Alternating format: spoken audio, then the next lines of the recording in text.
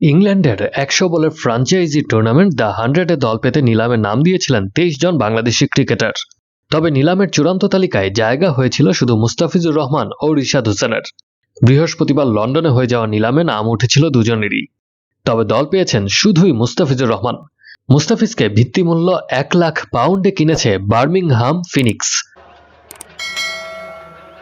বাংলাদেশি অর্থমূল্যে যা £১,৬৪,০০,০০০ কিছু বেশি। মুস্তাফিজই প্রথম বাংলাদেশি ক্রিকেটার যিনি ইংল্যান্ডের এই ফ্র্যাঞ্চাইজি টুর্নামেন্টে দল পেয়েছেন।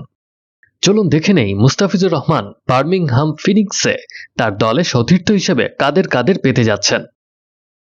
বার্মিংহাম ফিনিক্স মুস্তাফিজুর রহমান ছাড়াও নিলামের মাধ্যমে আরও যাদের কিনে নিয়েছে তারা হলেন Jacob Bethell, Rehan Ahmed, Donovan Ferreira, Mitchell Owen, Saqib Mahmood, Usman Tariq, Joe Clarke, Will Smeed, Jordan Thompson, Scott Currie, Laurie Evans, Chris Wood, Ethan Brooks এবং মুস্তাফিজুর রহমান।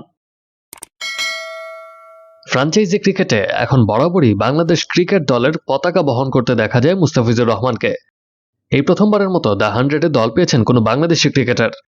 এখন দেখার বিষয় মুস্তাফিজুর রহমান দ্য 100-এ কেমন পারফরম্যান্স করতে পারেন।